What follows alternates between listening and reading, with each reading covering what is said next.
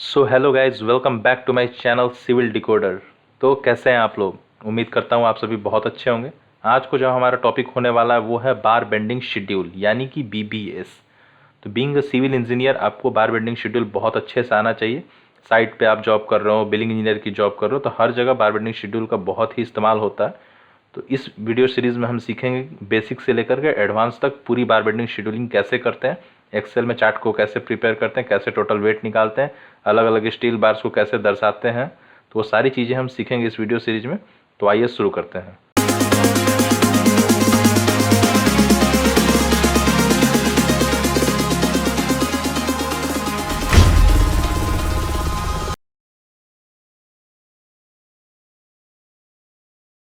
Introduction to bar bending schedule यानी कि बार bending schedule क्या होता है, इसकी बेसिक्स क्या है। तो किसी भी चीज़ को शुरू करने से पहले, किसी भी टॉपिक को शुरू करने से पहले अगर हमारे टॉपिक के ऊपर कमांड है, टॉपिक की पूरी नॉलेज लेनी है, तो टॉपिक के बेसिक्स को जानना बहुत ज़रूरी है। तो बार बेंडिंग शेड्यूल क्या होता है, तो आइए देखते हैं। BBS the word plays a significant role in any construction of high rise buildings, यानी कि कहीं भी हाई राइज बिल्डिंग्स बन रहा हो, इन केस रोड भी बन रहा हो, ब्रिज बन रहा हो, तो वहाँ पे बार बेंडिंग शेड्यूल एक बहुत इंपॉर्टेंट रोल प्ले करता है। BBS refers to bar bending schedule, जैसा कि मैंने बताया। Bar bending schedule is the list of all the reinforcement bars of for the reinforced concrete work of any construction, यानी कि कहीं भी कंस्ट्रक्शन वर्क, आरसीसी वर्क हो रहा है, तो वहाँ पे बार बेंडिंग शेड्यूल जो है हमारा, वो बहुत ही इंपॉर्टेंट रोल प्ले करता है। Such process of enlisting the type, size, location, mark, length, number and bending details of each bar in the reinforced concrete work is known as scheduling, यानी कि ऐसे प्रोसेस जिसमें कि हम किसी भी बार के टाइप, साइज, लोकेशन, उसका लेंथ क्या है, कितने नंबर ऑफ बार्स हम यूज़ कर रहे हैं किसी भी एलिमेंट में, चाहे वो कॉलम हो, बीम हो, स्लैब हो, तो इस तरह की चीज़ों को जो हम करते हैं आरसीसी वर्क में, उसे हम शेड्यूलिंग कहते हैं। The primary objective of preparing the bar bending schedule is to organize all the rebars efficiently in the structural unit as well as to give the detailed description of the reinforcement। तो BBS बनाने का हमारा जो main मकसद ये है कि जो भी उसमें बार यूज़ हो रहा है उनका हम प्रॉपर शेड्यूल तैयार करें और उनको इफिशियंट मैनर में अरेंज करें। और ये जो चीज़ें बीबीएस जो बन के हमारा फाइनल आता है वो एक टेबुलर फॉर्मेट में बनता है। तो इसके लिए ज़्यादातर जनरल जो सॉफ्टवेयर यूज़ होता है वो MS एक्सेल होता है। तो चलिए आगे बढ़ते हैं। Importance of preparing bar bending schedule, यानी कि बीबीएस बनाने का क्या इंपॉर्टेंस है। बार बेंडिंग शेड्यूल जो हम प्रिपेयर करते हैं साइट पे या ऑफिसेज में या बिलिंग के पर्पस के लिए, तो उसके क्या इंपॉर्टेंस, वो क्यों जरूरी है बार बेंडिंग शेड्यूल प्रिपेयर करना। काम तो वैसे ही भी हो सकता है, छोटे छोटे कॉन्ट्रैक्टर, छोटे छोटे जो मेशन होते हैं या जो स्टील बाइंडर होते हैं, वो तो ऐसे भी काम कर लेते हैं, उन्हें तो बीबीएस की ज़रूरत नहीं पड़ती। तो बार बेंडिंग शेड्यूल जरूरी क्यों है, इंपॉर्टेंस इसका इतना ज़्यादा क्यों है, तो आइए देखते हैं। The main importance of preparing the bar bending schedule can be listed as follow. यहाँ मैंने कुछ जो उसकी लिस्टिंग की हुई है इंपॉर्टेंस की, तो देखते हैं एक एक करके। तो पहले नंबर पे, it is essential for determining the quantities of material particularly steel, यानी कि इससे हमें मटेरियल का जो एस्टिमेशन है, जो क्वांटिटी है वो पता चलता है। मतलब बेसिकली स्टील की हम यहाँ बात कर रहे हैं कि स्टील की क्वांटिटी का हमें पता चलता है बीबीएस बनाने से।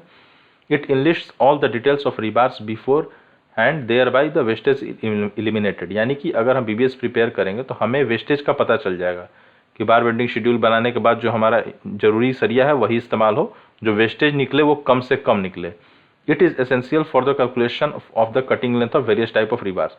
अलग अलग तरह के रिबार हम कटिंग करते हैं, तो कटिंग लेंथ की अगर हमें जानकारी पहले होगी तो हमारा बीबीएस हमको बहुत हेल्प करेगा और उससे वेस्टेज भी काफ़ी कम होगा। It assist the workman and labourers in the completing the reinforce concrete work efficiently, इससे लेबर और जो कॉन्ट्रैक्टर होते हैं, वर्कमैन होते हैं, उनको भी काफ़ी मदद मिलती है। It helps to prepare the bills that can be claim to the clients, यानी कि इससे हम बिल भी बना सकते हैं कि इतने टन का काम हुआ है, तो ये बिलिंग में भी काफ़ी हेल्प करता है।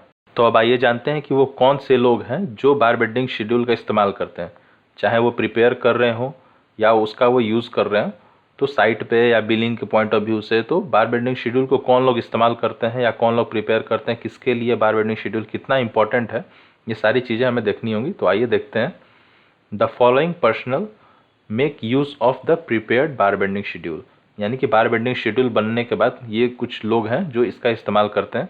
जैसे सबसे पहले नंबर पर द कॉन्ट्रैक्टर, जो हमारा ठेकेदार होता है, who is responsible for ordering the required enforcement, यानी कि जिसको ऑर्डर प्लेस करना है, सरिया मंगाना है साइट पे, रेनफोर्समेंट मंगाना है, तो उसके लिए ये काफ़ी इंपॉर्टेंट होता है बीबीएस। उसे पता रहता है कि इतना वेट रेनफोर्समेंट हमें स्टील की ज़रूरत है, तो वो मंगाता है। Fabricator who is responsible for fabrication the reinforcement, जो फैब्रिकेटर है, जो रेनफोर्समेंट को सजाएगा, जो बांधेगा, तो उसके लिए भी जानना जरूरी है। क्वांटिटी शेयर, जो क्वांटिटी निकाल रहा है, पूरे साइट का अमाउंट निकाल रहा है, तो उसके लिए भी ज़रूरी है। साइट इंचार्ज के लिए भी काफ़ी ज़रूरी है बार बेंडिंग शेड्यूल। और जो डिटेलर है, जो डिटेलिंग कर रहा है, उसके लिए भी ज़रूरी है। तो हमने देख लिया कि कौन कौन से लोग बार बेंडिंग शेड्यूल का इस्तेमाल करते हैं, उसके क्या इंपॉर्टेंस है। तो अब आइए देखते हैं information given by the bar bending schedule. कहने का मतलब है ये कि बार बेंडिंग शेड्यूल से हमें क्या इन्फॉर्मेशन प्राप्त होता है, चाहे वो इंजीनियर हो या कॉन्ट्रैक्टर हो, तो बार बेंडिंग शेड्यूल से वो कौन सा इन्फॉर्मेशन हासिल करता है और उसको किस तरह से इस्तेमाल करता है, तो ये जानना भी बहुत ज़रूरी है। तो आइए देखते हैं। The bar bending schedule in general delivers the following information. तो कुछ इन्फॉर्मेशन हैं जो बार बेंडिंग शेड्यूल से हमें हासिल होती है। तो पहले नंबर पर आइडेंटिफिकेशन ऑफ मेंबर्स, यानी कि जो हमारा एनफोर्समेंट का मेंबर है वो कहाँ का है, कॉलम का है, बीम का है, क्या लोकेशन है। मार्क ऑफ ईच बार, वो कौन सा बार है, मेन बार है या सब बार है, मतलब किस टाइप का बार है। डायमीटर ऑफ ईच बार, जो भी एनफोर्समेंट बार यूज हो रहा है उसकी डायमीटर क्या है। लेंथ ऑफ ईच बार, जो भी हमारा बार या एनफोर्समेंट बार यूज हो रहा है उसकी लेंथ क्या है। बार मार्क क्या है। नंबर ऑफ मेंबर्स कितने हैं, नंबर ऑफ मेंबर्स एक बार में कितने हैं। टोटल नंबर ऑफ बार्स कितने आ रहे हैं, टोटल लेंथ कितना निकल रहा है एक किसी भी एलिमेंट में। शेप कोड क्या है, वो स्टीरअप है, टाइज है, वो लैब का लेंथ है, डेवलपमेंट लेंथ है, क्या है। ये सारी जानकारी जो है हमें बार बेंडिंग शेड्यूल देता है। तो अब तक हमने सारे बार बेंडिंग शेड्यूल के जितने भी बेसिक्स थे, कॉन्सेप्ट थे, वो हमने क्लियर कर लिए, वो हमने समझ लिए। तो अब बारी आती है कुछ ऐसी चीज़ों को याद करने के लिए जो बार बेंडिंग शेड्यूल को बनाने में हमें काफ़ी मदद करती है। तो वो चीज़ें अगर आपको याद होंगी तो आपको बार बेंडिंग शेड्यूल प्रिपेयर करने में, बनाने में बहुत आसानी होगी। और उससे क्या होगा कि आपके काम करने के तरीके में काफ़ी तेज़ी आएगी और आप बहुत जल्दी फटाफट किसी भी एलिमेंट का बार बेंडिंग शेड्यूल तैयार कर सकते हो। तो आइए देखते हैं पहला पॉइंट क्या है। Standard length of steel bar 12 metre और 40 फीट होता है। यानी कि जो भी हमारा मार्केट में आजकल रेनफोर्समेंट मिल रहा है, जो भी स्टील बार मिल रहा है, वो उसका स्टैंडर्ड जो लेंथ है, उसकी जो स्टैंडर्ड लंबाई है वो 12 मीटर होती है। यानी कि आप 40 फीट भी कह सकते हो। तो आप ये याद रखें कि किसी भी स्टील बार की जो स्टैंडर्ड लेंथ है वो 12 मीटर और 40 फीट होती है। तो नेक्स्ट जो हमारा पॉइंट है जो याद रखने लायक है वो ये है कि formula to calculate the weight of steel bar. यानी किसी भी स्टील बार का वेट कैलकुलेट करने के लिए क्या फॉर्मूला यूज़ होता है, कौन सा ऐसा फॉर्मूला जिसको आप यूज़ करके तुरंत फटाफट किसी भी स्टील बार का वेट निकाल सकते हो। ये आपको पता होना चाहिए। बार बेंडिंग शेड्यूल बनाने में ये फॉर्मूला काफ़ी मदद करता है। इसके बिना आप बार बेंडिंग शेड्यूल बिल्कुल नहीं बना सकते। तो वो फॉर्मूला d²/162। यहाँ पे d जो है वो डाया ऑफ बार है। तो किसी भी स्टील बार का अगर आपको वेट निकालना हो तो आप उसके डाया का स्क्वायर करके 162 से डिवाइड कर दोगे तो उसका वेट निकल जाएगा। तो यहाँ पे देख सकते हैं कि एग्जांपल है कि 12 मीटर का बार है, 10 mm डाया है, जिसका वेट निकालने के लिए हमने क्या किया, d²/162 किया। तो पर मीटर में हमारा जो निकल के आया वो आया 0.61 किलोग्राम। और अगर 12 मीटर का जो स्टैंडर्ड लेंथ है उसके लिए हमने पर मीटर के वेट के मल्टीप्लाई किया तो 7.40 किलोग्राम उसका वेट आ गया। तो इस तरह से हम किसी भी डाया का वेट निकाल सकते हैं। तो नेक्स्ट टॉपिक जो हमारा बार बेंडिंग शेड्यूल बनाने में काफ़ी यूज़ होता है वो ये है कि हुक लेंथ और कटिंग लेंथ ऑफ द स्टीरअप। तो स्टीरअप तो आपको पता होगा, स्टीरअप हमारा जो होता है वो बीम में यूज़ होता है और कॉलम में हमारा यूज़ होता है टाइज। जो वर्टिकल इन्फोर्समेंट है, हॉरिजॉन्टल इन्फोर्समेंट है, उनको बांध के रखने के लिए तो हम स्टीरअप से टाइज का इस्तेमाल करते हैं।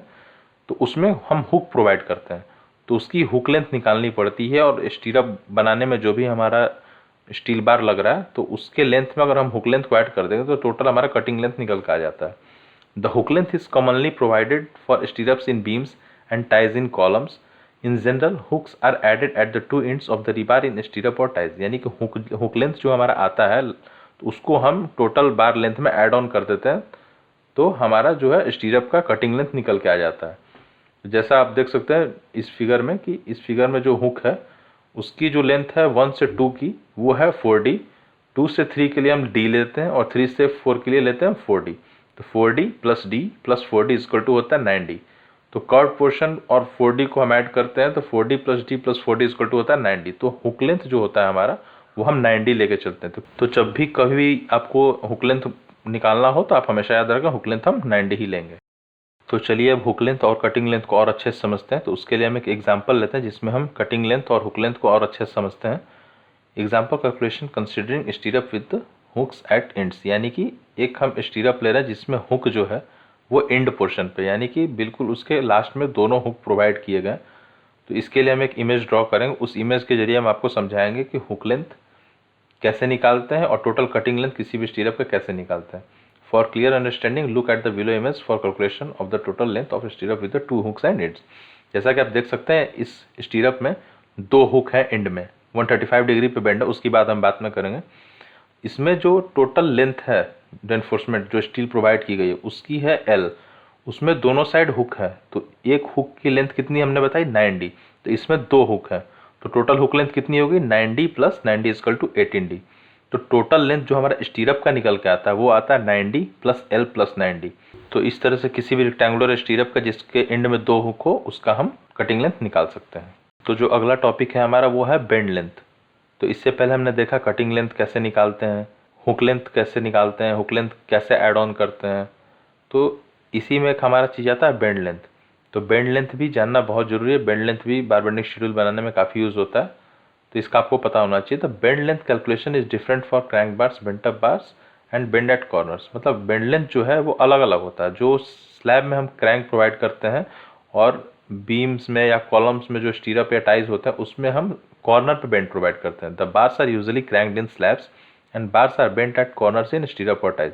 जैसा कि मैंने बताया जो हमारा स्लैब होता है उसमें हम क्रैंक प्रोवाइड करते हैं तो उसका बेंड लेंथ जो है वो अलग तरीके से निकलता है, और जो हमारा स्टीरअप्स और टाइज होते हैं उनमें हम जो बेंड प्रोवाइड करते हैं तो उनका बेंड लेंथ जो है बिल्कुल अलग तरीके से निकलता है। तो दोनों ही सिचुएशंस में बेंड लेंथ होती है बट उसे हम अलग अलग तरीके से निकालते हैं।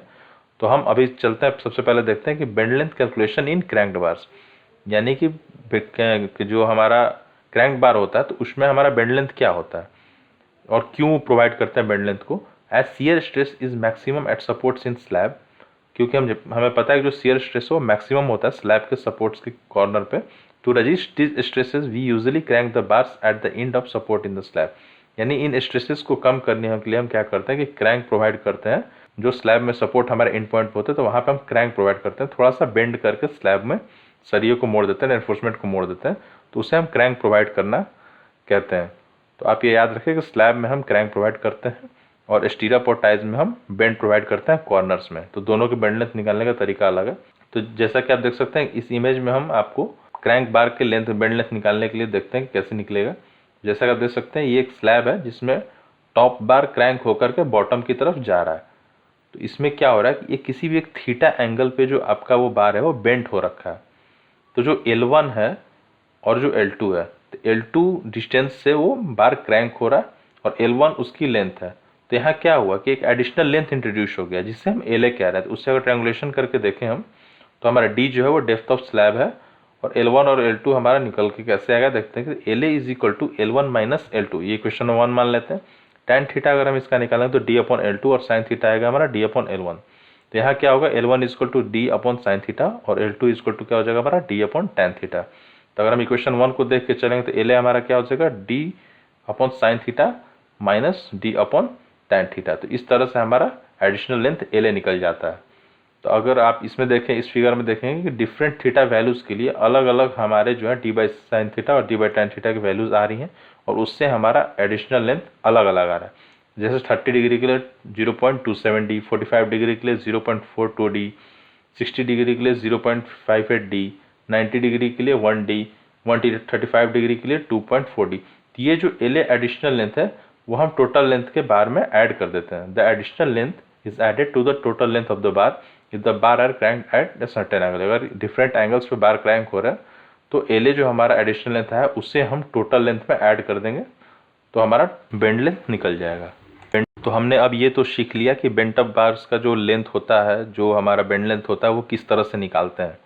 तो अब एक लाइव एग्जांपल लेकर के हम देख लेते हैं कि स्लैब में अगर हमारा कोई भी बेंट अप बार प्रोवाइडेड है तो उसकी टोटल लेंथ अगर हमें निकालनी पड़ेगी ऑन साइट या एज पर ड्राइंग देख करके तो हम उसे कैसे निकालेंगे। तो एक एग्जाम्पल कैलकुलेशन हम और लेके चलते हैं और उससे हम समझने की कोशिश करते हैं कि टोटल लेंथ हम कैसे निकालेंगे। तो एक यहाँ पर जैसा आपकी देख सकते हैं कि दोनों साइड बीम के क्रॉस सेक्शंस में एक स्लैब है जिसका जो टॉप बार है वो बॉटम की तरफ 45 डिग्री पे दोनों साइड से क्रैंक हो रहा है, जिसमें L/4 नीचे में एक्स्ट्रा बार भी प्रोवाइड किया गया है। तो वो क्यों किया गया? To keep the crank bar in position and extra bar of length L/4 is provided below the crank. तो ये एज पर स्ट्रक्चर डिज़ाइन हो सकता है, वो आपको ड्राइंग में प्रोवाइड होगा। तो यहाँ पे टोटल लेंथ निकालने के लिए आपको क्या करना होगा, दोनों साइड के बेंड लेंथ 0.42D प्लस जो टोटल लेंथ है आपका सरिये का वो प्लस L/4 दो जो एक्स्ट्रा बार प्रोवाइडेड किए, अगर आप इन सबको जोड़ोगे तो 1.5L प्लस 0.84D निकल के आता है। तो इससे आपका टोटल लेंथ ऑफ बार निकल जाएगा। तो अब हमने ये तो समझ लिया कि बेंड लेंथ अगर हमारा क्रैंक्ड बार्स में है तो हम कैसे निकालेंगे। बट अगर बेंड लेंथ जो है हमको अगर कॉर्नर्स पे निकालना पड़ गया, यानी कि कहने का मतलब है कि स्टीरअप या टाइज में अगर जो बेंड्स होते हैं कॉर्नर पे, तो उसका अगर बेंड लेंथ निकालना पड़ गया तो उसको कैसे निकालेंगे, तो वो भी निकालना आपके लिए बहुत ज़रूरी है। वो आपको पता रहेगा तो आपको बार बेंडिंग शेड्यूल बनाना बहुत ईजी हो जाएगा। तो उसके लिए भी हम थोड़ी सी जानकारी इकट्ठी कर लेते हैं कि क्या इंपॉर्टेंट स्टैंडर्ड्स यूज होते हैं जब हम किसी भी कॉर्नर पे बेंड लेंथ को कैलकुलेट करते हैं। तो अगर बेंड लेंथ जो निकालना है, अगर आपको वहाँ पे जो बेंड है वो 45 डिग्री का है तो आप उसमें 1D ऐड करेंगे। अगर 90 डिग्री का बेंड है तो वहाँ हम 2D ऐड करते हैं। अगर 135 डिग्री का बेंड है तो वहाँ हम बेंड लेंथ 3D ऐड करते हैं। तो इस तरह से क्या होता है कि अगर 45 डिग्री का बेंड कहीं भी किसी भी स्टीरियो पे टाइज में है तो वहाँ पे 1D हम ऐड ऑन कर देंगे, जो टोटल लेंथ हमारा स्टील बार का निकल जाएगा उसमें 90 का आएगा तो 2D, और अगर 135 डिग्री का आ जाएगा तो हम उसमें 3D ऐड कर देंगे। यहाँ पे D क्या है, जो हमारा डायमीटर ऑफ बार है, जो भी हमारा स्टील बार यूज़ हो रहा है उसका डायमीटर D हम यूज़ करते हैं। तो यहाँ पे एक एग्जांपल के जरिए हम देखेंगे कि किसी भी स्टीरअप में जिसके कॉर्नर्स पे बेंट है, चाहे वो 45 डिग्री का हो, चाहे वो 90 डिग्री का हो, चाहे 135 डिग्री का हो, उसका हम बेंड लेंथ कैसे कैलकुलेट करेंगे।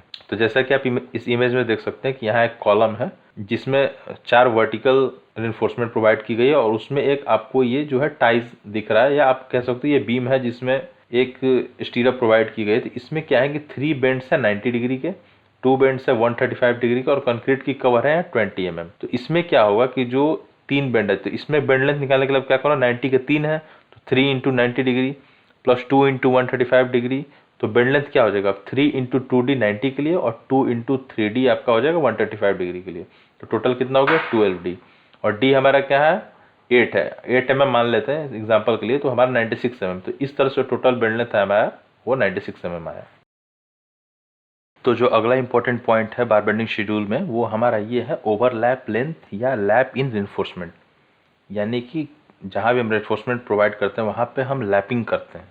दो सरिया का या दो स्टील बार को जब हम आपस में जोड़ना होता है तो वहाँ हम लैपिंग करते हैं, तो उसको हम लैप कहते हैं, लैप इन रिइंफोर्समेंट या ओवरलैप लेंथ। तो उसको हम कैसे निकालते हैं, तो एग्जाम्पल के जरिए हम उसको देखते हैं कि the standard length of rebar is 12 metre, यानी कि स्टैंडर्ड लेंथ हमारा रिबार का क्या होता है 12 metre. Suppose the height of column is 20 metre, यानी कि 20 मीटर का लंबा कॉलम जो है हमें वो बनाना है। तो लेकिन हमारे पास जो सरिया वो 12 मीटर का है, तो हम क्या करेंगे कि 8 मीटर का सरिया और लेंगे और उसमें ओवरलैप करेंगे। तो परवे this requirement 2 bars of length 12 metre and 8 metre and are overlap joint with overlap length. तो ओवरलैप लेंथ वही होता है। तो जनरली ओवरलैप लेंथ क्या होता है हमारा 50D और 40D होता है। 50D होता है हमारा कंप्रेशन मेंबर्स यानी कॉलम्स के लिए, और 40D होता है हमारा टेंशन मेंबर्स यानी कि बीम्स के लिए। तो आप ये याद रखें ओवरलैप लेंथ जो हमारा होता है वो 50D और 40D होता है। D जो है हमारा वो डाया ऑफ बार है। तो फॉर एग्जांपल अगर हमें 20 mm डाया का ओवरलैप लेंथ या लैप लेंथ निकालना होगा तो हम 50 इंटू 20 करेंगे तो 1000 mm यानी कि 1 मीटर जो है हमारा ओवरलैप लेंथ या लैप लेंथ निकल के आ जाएगा। सो आई होप कि आपको ओवरलैप लेंथ या लैप इन रिइंफोर्समेंट समझ में आ गया होगा। तो इसके बाद जो हमारा टॉपिक आता है वो आता है डेवलपमेंट लेंथ, यानी कि डेवलपमेंट लेंथ क्या होता है। तो डेवलपमेंट लेंथ कुछ नहीं, वो एक ऐसा लेंथ जो हम फ्यूचर एक्सटेंशन के लिए कॉलम में निकाल के छोड़ते हैं या स्लैब में भी निकाल के छोड़ते हैं, तो वो हम मैक्सिमम 50D लेके चलते हैं। तो आप ये याद रखें कि डेवलपमेंट लेंथ जो है वो 50D लेके चलते हैं, और D जो है हमारा यहाँ डायमीटर ऑफ बार है। तो आइए अब एक टेबल के फॉर्म में हम ये समझते हैं कि किसी भी बार बेंडिंग मेंबर, चाहे वो स्लैब हो, बीम हो, कॉलम हो या फुटिंग हो, उसमें कितने परसेंटेज ऑफ स्टील अलाउड होता है। उस मैक्सिमम लिमिट को आप क्रॉस नहीं कर सकते। तो स्लैब में 1% of the total volume of concrete हम स्टील प्रोवाइड कर सकते हैं, बीम में 2% of the total volume of concrete, column में 2.5% of the volume of concrete, and footings में हमारा 0.8% of total volume of concrete जो है हम स्टील रिइंफोर्समेंट प्रोवाइड करते हैं। इससे ऊपर हम लिमिट क्रॉस नहीं कर सकते। तो आप ये याद रखें, ये आपके बार बेंडिंग शेड्यूल को प्रिपेयर करने में आपकी बहुत मदद करेगा। So thank you so much guys for watching this video. I hope कि ये वीडियो आपको अच्छी लगी होगी। अगर इस वीडियो में दी गई इन्फॉर्मेशन अगर आपको पसंद आई हो तो आप इस वीडियो को लाइक ज़रूर करें। अगर आप हमारे चैनल पर नए हैं तो हमारे चैनल को सब्सक्राइब ज़रूर करें, इससे हमें काफ़ी सपोर्ट मिलता है। ये बार बेंडिंग शेड्यूल का लेक्चर नंबर 1 था। इस तरह से इस सीरीज के और भी लेक्चर्स मैं बनाऊंगा जिससे आपको बार बेंडिंग शेड्यूल का जो टॉपिक है वो पूरा प्रॉपरली क्लियर हो जाएगा, और आप eight the and bar bending schedule को एक्सेल में प्रिपेयर करने में एक्सपर्टाइज हो जाओगे। सो और भी ऐसी बेहतरीन सिविल इंजीनियरिंग की वीडियोस के लिए आप हमारे साथ बने रहें। So thank you so much guys.